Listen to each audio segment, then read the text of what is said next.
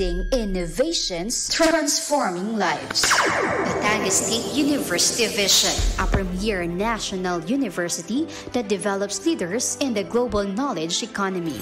University Mission, a university committed to producing leaders by providing a 21st century learning environment through innovation in education, multidisciplinary research, and community and industry partnerships in order to nurture the spirit of nationhood, propel the national economy, and engage the world for sustainable development. University core values: patriotism, service, integrity, resilience, excellence, and faith. College goals. The College of Arts and Sciences aims to provide leadership in quality instruction, research, extension service, and professional training in the arts and sciences. It also aims to produce scientifically trained, economically stable, and environmentally conscious citizens. Moreover, it is also anchored on the philosophy of providing students with humanistic education, geared to enhance their commitment to personal growth and social transformation, thus making them professionals possessing love and faith in the Almighty God, their country, and fellow men. Bachelor of Arts in Communication program educational objectives. This program aims to equip students with the knowledge and skills in the theory and practice of communication, applicable in various professions and contexts with focus on media professions. Batangas State University.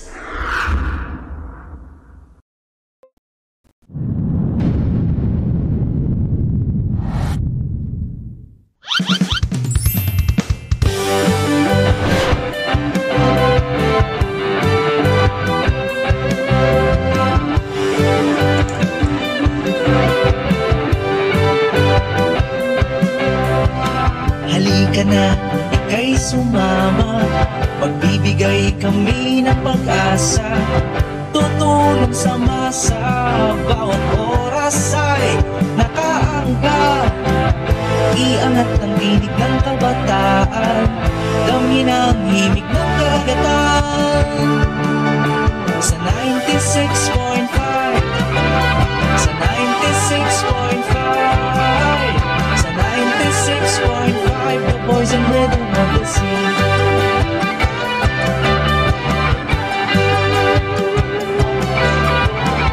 Boses ng Bat State U, arason na Subo ay naririto. Napapanahon, makabago at totoo ang hatid na serbisyo para sa inyo. Isyo ng bayan, talakayin at pag-usapan, nangungunang radyong #1 sa 96.5, sa 96.5, sa 96.5, the boys and rhythm of the sea.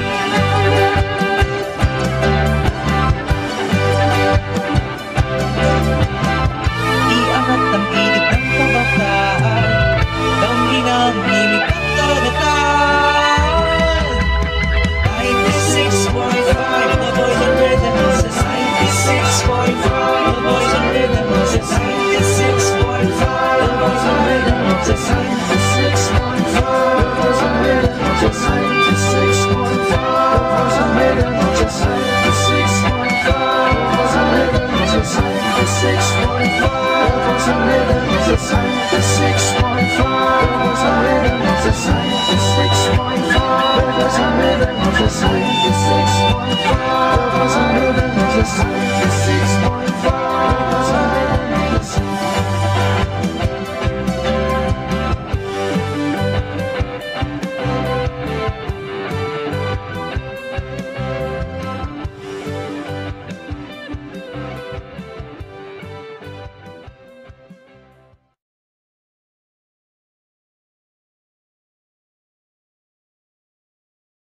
Maglalayag na! Maglalayag na! Maglalayag na! Ang mga balitang napapanood at rumaragasa. Mga isyong nilambat pa sa iba't ibang panig ng ating bansa. Ay mula sa himpilang Sparta ng Kanlurang Batangan. Ini ang RBX 96.5, the voice and rhythm of the sea. Magandang umaga, Pilipinas! Magandang umaga, Batangas! Ito ang Hot State Ulat sa Umaga! Magandang umaga, Pilipinas! Magandang umaga, Batangas! Mula dito sa himpilang Sparta ng Kanlurang Batangan, ito ang Hot State Ulat sa Umaga. Hot State Ulat sa Umaga! Pinaka-napapanahon, pinaka-bagong mga balita. Hatid yan sa inyo ng buong puwersa ng DWBX 96.5, The Voice and Rhythm of the Sea. Hot State Ulat sa Umaga!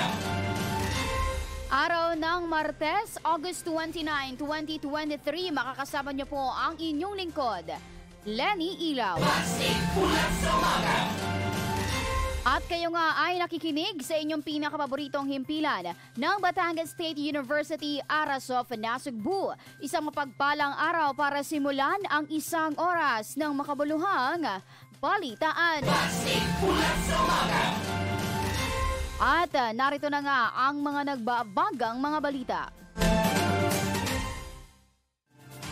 Para sa mga nagbabagang balita. Filing of candidacy para sa Barangay at SK Elections 2023 umarangkada sa Tanawan. Higit 100 mag-aaral sa Tanawan City tumanggap ng mga school supplies. 1 milyong pisong halaga ng shabu nasabat sa Cavite. Leadership training ng DA4A nilahukan ng 52 katutubong magsasaka sa Quezon. At ilang lugar sa Batangas binaha dahil sa walang tigil na pag-ulan. Nasa 10 pamilya sa bayan ng Nasugbu inilikas. Para sa unang ratsyada ng mga balita. Filing of candidacy para sa Barangay at SK Elections 2023 umarangkada sa Tanawan. Nagsimula na nga kahapon ang filing of Certificate of Candidacy para sa mga nagnanais na maglingkod sa bawat barangay ng lungsod ng Tanawan. Ito ay kaugnay sa isasagawang 2023 Barangay and Sangguniang Kabataan Elections sa darating na ika-30 ng Oktubre. Personal na binisita ni na Mayor Sonny Perez Collantes at Congresswoman Maria Teresa Maitet V. Collantes ang tanggapan ng Comelec Region 4A Tanawan City upang maipakita ang kanilang pagsuporta sa nasabing aktibidad. Samantala, inaasahan namang tatagal ang filing of candidacy hanggang ika-2 ng Setyembre. Samantala, ihigit 100 mag-aaral sa Tanawan City tumanggap ng mga school supplies. Umarangkada ang pamamahagi ng mga school bags at supplies kamakailan sa Tanawan City mula sa inisyatibo ng pamahalaang lungsod. Pinangunahan ang naturang aktibidad ni Mayor Sonny Perez Collantes katuwang ang Team Lenny Parduccio kung saan umabot sa 149 na mga mag-aaral ang nakatanggap ng school bags at supplies mula sa Santol Elementary School. Layunin ni Mayor Sonny na mabigyan ng kaukulang kagamitan para sa sektor ng edukasyon ang mga estudyante kaugnay pa rin ng patuloy na pagsasagawa ng Brigada Eskwela 2023. Ibang balita naman tayo, 1 milyong pisong halaga ng shabu nasabat sa Cavite. Nagkakahalaga ng tinatayang aabot sa 1 milyong piso ang shabu na nasamsam sa isang sting operation sa Dasmariñas, Cavite. Kinilala ng pulisya ang suspect na si Hamal Mokhaidat Sultan na nagsuko ng 150 grams ng shabu kasama ang marked money, cellphone pati na rin panimbang na gamit nito. Sa kasalukuyan ay nasa Special Operations Unit na ng National Capital Region si Sultana para sa isasagawang proper disposition at documentation. Samantala, nasa pangangalaga naman ng PNP Forensics Laboratory sa Camp Crame ang mga nasabat na ebidensya. Yan at iba pang maiinit na mga balita makalipas ang isang paalala. Ako'y may kahandaan, kaya't ako'y walang alinlangan. Ang pagbuhos ng malakas na ulan dulot ng bagyo ay isa sa mga sakunang palagiang tumatama sa Pilipinas. Narito ang mga public storm signals at pinsala nito. Signal number 1. Ang hangin ay umaabot ng 30 to 60 kilometers per hour. Inaasahan na pabugso-bugsong ulan sa loob ng 36 na oras. Signal number 2. Ang hangin ay aabot ng 60 to 100 kilometers per hour. Lubhang mapanganib sa maliliit na sasakyang pandagat na pumalaot. Signal number 3. Ang bugso ng hangin ay aabot ng 100 to 185 kilometers per hour. Suspendido ang mga klase sa lahat ng antas at inaasahan ng ibayong pag-iingat sa mga nakatira sa dalampasigan. Signal number 4. Aabot ng 185 kilometers o higit pa. Lubhang mapaminsala sa komunidad na maaaring sumira ng infrastruktura at mga pananim.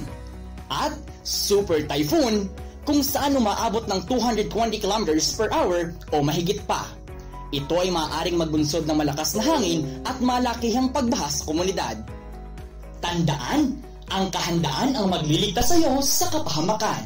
Isang paalala mula sa DWBX 96.5, The Voice and Rhythm of the Sea. At kayo nga ay nakatutok pa rin dito lamang yan sa Bat State Ulat sa Umaga. Sa pagpapatuloy ng ating balitaan, leadership training ng DA4A nilahukan ng 52 katutubong magsasaka sa Quezon. Para sa detalye ng balitang yan, narito si Winchell Tendan. Winchell, i-Bat State Ulat mo.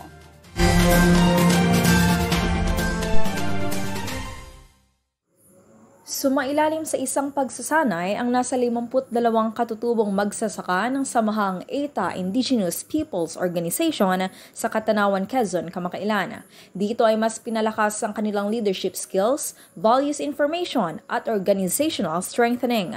Layo ng naturang training ng magbigay suporta sa mga katutubong magsasaka at mangingisda sa pamamagitan ng 4 na bahagi ng training: ang social preparation, production and livelihood support, at marketing and enterprise development.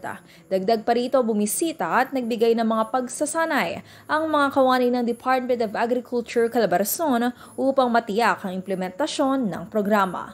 Para sa Bat State Ulat, ako si Winchell Tandan ng DWBX 96.5, The Voice and Rhythm of the Sea.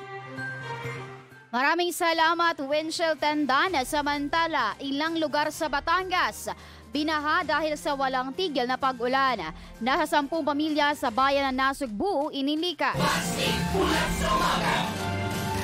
Para sa detalye ng balitang yan, narito naman si Melvin Dastas. Melvin, i-Bat State Ulat mo.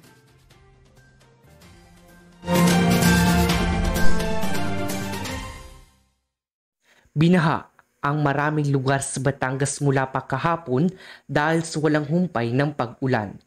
Ayon sa ulat na Batangas Provincial Disaster Risk Reduction and Management Office o PDRRMO, may 7 barangay sa bayan ng Nasugbu ang binaha. Sa Barangay Look at Barangay Wawa, umabot na sa 3 talampakan ang taas ng baha. Sa bayan naman ng Lemery, nabaha na rin ang Baybas Road. Naging mabagal naman ang daloy ng trapiko sa Batangas City kahapon dahil sa mataas na baha sa P. Borgo Street at ilang bahagi ng Barangay Alangilan, Santa Rita at Kumintang. Tumaas din ang level ng tubig sa spillway sa Barangay Simlong pero mabilis naman itong nag-normalize. Hanggang kagabi, mataas pa rin ang tubig sa spillway sa Damiana River sa Calacas City kung saan dumadaan sa Barangay Calantas at Coral ni Lopez. Sa ngayon, hindi pa rin madaanan ang Calatagan-Lian Highway sa bahagi ng Barangay Puting Kahoy at binubusan matapos ang pagguho ng lupa.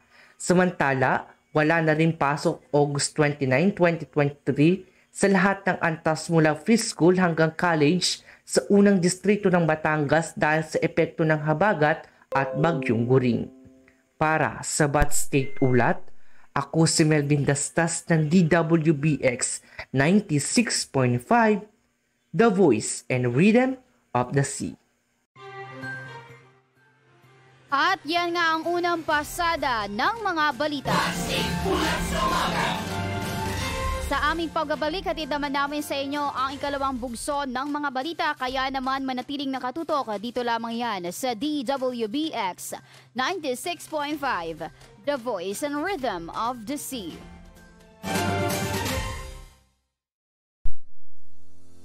Ako'y may kahandaan, kaya't ako'y walang alinlangan. Narito ang ilang tagubilin sa oras ng lindol.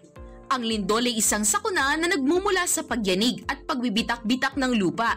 Maraming pinsala at panganib ang maaaring gawin nito. Kaya't dapat alam natin kung anong mga hakbang ang nararapat nating gawin bago at pagkatapos ng lindol. Maghanda ng isang bag laman ang pangunahing pangangailangan na maaaring bitbitin sa oras ng pagyanig gaya ng mga delata, noodles, bigas, tubig, gamot at iba pa. Kung ikaw ay nasa loob ng isang gusali, manatiling kalmado at humanap ng lugar na malayo sa mga bagay na maaaring bumagsak. Takpan ang ulo ng iyong mga kamay, bahagyang yumukod at magtago sa ilalim ng matibay na mesa o kama habang nagpapatuloy ang lindol. Iwasang tumigil sa harap ng matataas na gusali, poste o mga puno na maaaring bumagsak. Kung ikaw naman ay nagmamaneho, huminto sa isang lugar na malayo sa mga bagay na maaaring matumba gaya ng mga poste at iba pa. Iwasang lumapit sa tulay at tunnel dahil maaaring masira ang mga ito habang papalakas ang lindol. Kung ikaw naman ay nakatira sa tabing dagat, maging alisto sa mga abiso mula sa local government unit dahil sa banta ng tsunami. Kung ikaw naman ay nakatira sa mataas na lugar, maging handa sa posibleng pagguho ng lupa. Suriin ang sarili at tingnan kung ikaw ay may pinsalang natamo sa katawan. Maging handa sa aftershocks na maaaring sumunod makalipas ang ilang minuto. Tandaan, ang kahandaan ang magliligtas sa iyo sa kapahamakan. Isang paalala mula sa DWBX 96.5, The Voice and Rhythm of the Sea. Oras natin, 28 minuto makalipas ang alas 8 ng umaga. Sa pagpapatuloy ng ating balitaan, senior citizen, patay matapos malunod sa isang beach resort sa Lian, Batangas. Guro sa Pagbilao, Quezon, kinagiliwan ng mga estudyante. At Gilas, Pilipinas, hindi nagtagumpay laban sa Mexico. Para sa kapatuloy ng ating balitaan, senior citizen patay matapos malunod sa isang beach resort sa Lian, Batangas.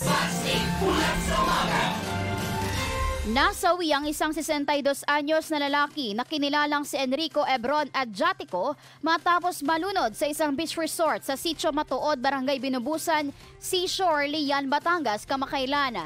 Ayon sa investigasyon, napag-alamang nawawala ang biktima bandang alas 12:05 ng tanghali ng araw na iyon at kalaunan ay nakita na lamang na nalulunod na sa may dagat. Agara namang dinala sa ospital ang matanda, ngunit idineklara na itong dead on arrival. Ani naman ng mga kamag-anak, nakakaranas din ng Alzheimer's ang biktima. Kaugnay nito ay tuloy pa rin ang investigasyon ng mga otoridad patungkol sa nangyari.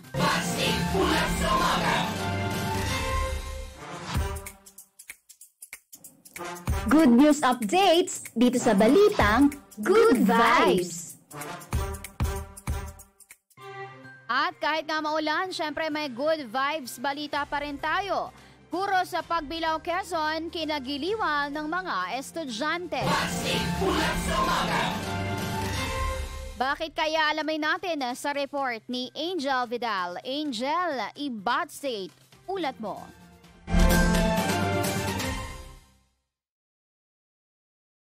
Hook na hook ang mga estudyante sa isang teacher habang nagtuturo. Ang effort ni teacher ay mala-Captain Hook ang peg pagdating sa mga lessons. Ang may paandar ng full costume ay si Teacher Michael Royo, 33 years old, isang English teacher sa Pagbilao National High School. Idaya raw niyang pasiglahin ng mga estudyante at matuto naman sa ibang way. Ayon kay Teacher Michael, gusto niya maging exciting ang pagtuturo sa classroom kaya naisipan niyang mag-costume. Talaga namang ang kanyang pagkamalikhain ay pinuri ng mga netizens dahil taglay nitong mapataas ang interest ng mga estudyante sa pag-aaral. Sadyang pack na pack ang effort at totally 100%. Para sa Bat State Ulat, ako si Angel Vidal ng DWBX 96.5, The Voice and Rhythm of the Sea. Maraming salamat, Angel Vidal. Ayan, at syempre narito na rin ang ating sports balita.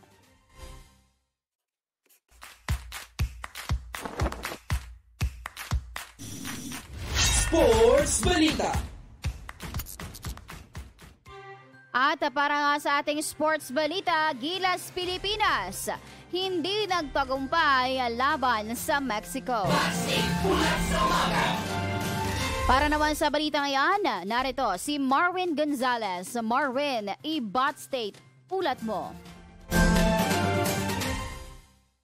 Sa huling tune-up games ng Gilas Pilipinas bilang paghahanda ng FIBA Basketball World Cup, natalo sila ng Mexico sa score na 84-77. Ipinakita ng Mexico ang kanilang galing sa closed-door game na ginanap sa Philsport Arena sa Pasig. Hindi nakalaro sina Jordan Clarkson, Terdy Ravena at Ray Parks Jr. Sa kabila nito, nagpakitang Gilas si Scottie Thompson na nagtala ng 14 na puntos, 6 na rebounds at 5 assists. Hindi rin nagpauli sina Roger Pogoy at Dwight Ramos na may tig-siyam na puntos. Nagtala pa ng score na 51-51 sa pagtatapos ng unang kalahati ng laro, ngunit agad na kumulamang ang Mexico sa third quarter. Para sa Bat State Ulat, ako si Maureen Gonzalez ng DWBX 96.5, The Voice and Rhythm of the Sea. At narito naman ang ating ulat panahon. Ngayong araw ng Martes, patuloy na binabantayan si Bagyong Goring kung saan huli itong namataan kaninang madaling araw sa layong 220 kilometers east of Apari, Cagayan. Taglay nito ang lakas ng hangin na 150 kilometers per hour at pagbugso na aabot sa 180 kilometers per hour. Nakataas ang signal number 3 sa northeastern portion ng Babuyan Islands, habang signal number 2 naman sa Batanes.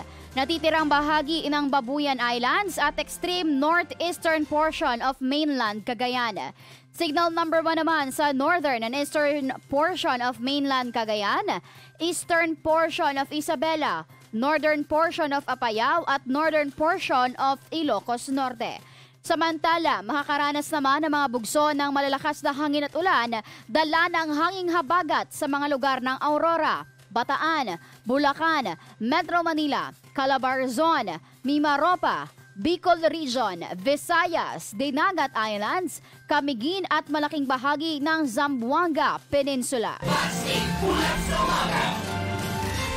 Mayroon pa rin nakataas na gale warning sa mga baybayin ng Isabela, Batanes, Cagayan including Babuyan and Kalayaan Islands, northern coast of Ilocos Norte, Aurora, Bataan, Zambales, Palawan, Romblon, Marinduque, Occidental Mindoro, Oriental Mindoro, Cavite, Batangas, Metro Manila, Quezon including Polillo Islands, Catanduanes, Camarines Norte at Camarines Sur, Albay, Sorsogon, Masbate including Burias Islands, Antique, Aklan, Capiz, Iloilo, Guimaras, Negros Occidental, Bohol, Siquijor, Cebu, Leyte, Southern Leyte, Northern Samar, Samar, Eastern Samar, Surigao del Norte, Misamis Oriental, Camiguin, Agusan del Norte at Dinagat Islands.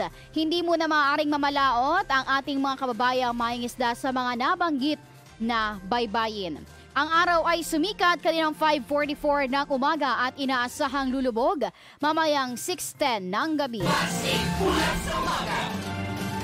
Para naman sa ating latest foreign exchange rate update, para sa palitan ng piso kontra US dollars 56.70, Singaporean dollar 41.87, Canadian dollar 41.76, Saudi Riyal 15.11, Euro 61.32, Chinese Yuan 7.79, at Japanese Yen 39 centavos.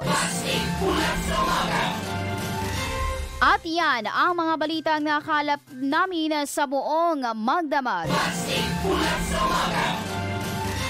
Pinaka napapanahon at pinakabagong mga balita Hatid yan sa inyo ng buong puwersa ng DWBX 96.5, The Voice and Rhythm of the Sea. At huwag pong kalimutang mag-like and follow at saka mag-subscribe na rin po sa aming mga social media accounts, sa ating Facebook, YouTube at syempre sa ating TikTok account at DWBX 96.5.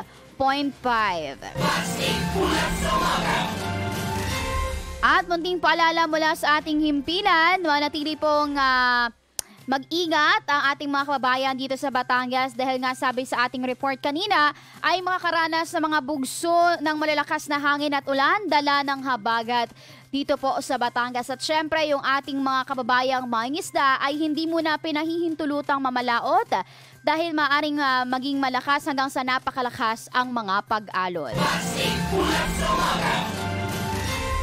At magsama-sama tayo muli bukas alas 8 hanggang alas 9 ng umaga para sa may init na balita ang hatid ng Bat State Ulat sa Umaga.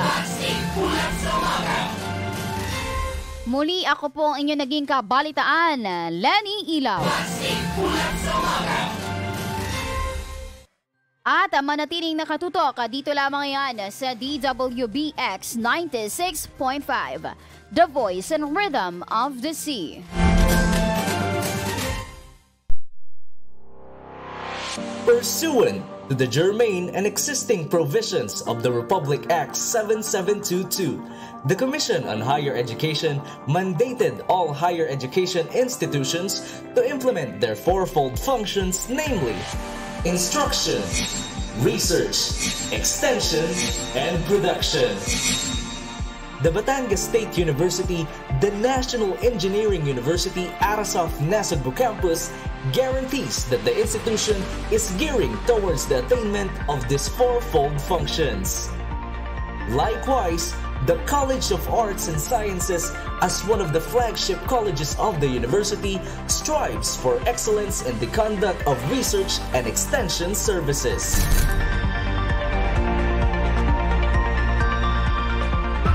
Research. The College of Arts and Sciences continuously conducts researches relevant to the research thrust of the university, focusing on the fields of communication arts, criminology, fisheries and aquatic sciences, food technology, psychology, humanities and social sciences. Such researches generate high-impact research outputs for the utilization of the educational, communal, and industrial sectors. The college also boasts the roster of its faculty researchers who constantly conduct, present, and publish researches and who were recognized for their studies in various peer-reviewed journals, conferences, and symposia both in local and in international level.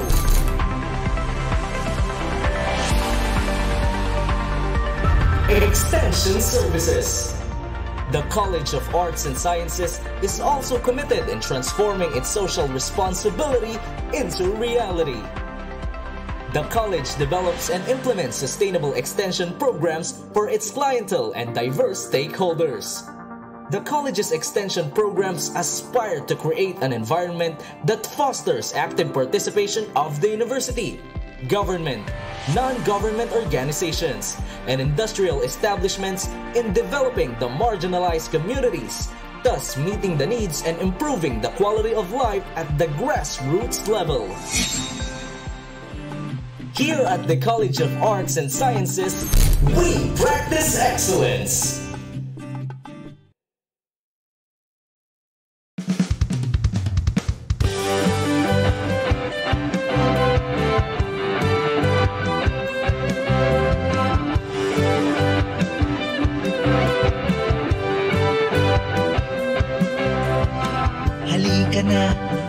Sumama, magbibigay kami ng pag-asa, tutulong sa masa, bawat oras ay nakaangga.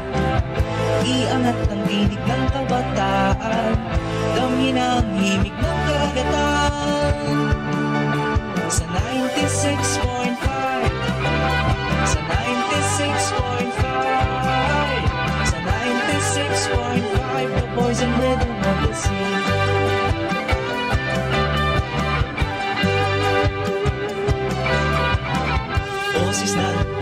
Stay tuned, ang rason na subo ay naririto. Napapanahon, makabago at totoo ang hatid na servisyo para sa inyo. Isyo ng bayan, talakayin at pag-usapan. Nangungunang radyong #1 sa 96.5. Sa 96.5. Sa 96.5. The voice and rhythm of the sea.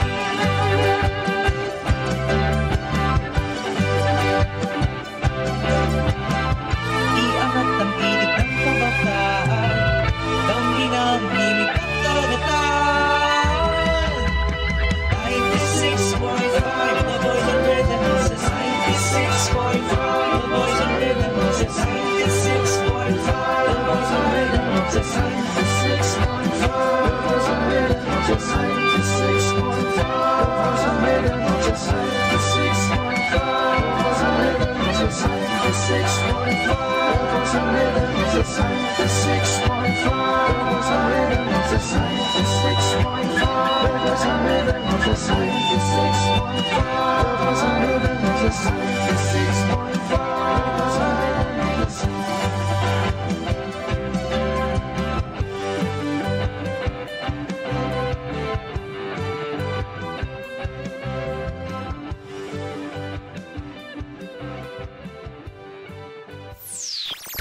Heto na, aarangkada na.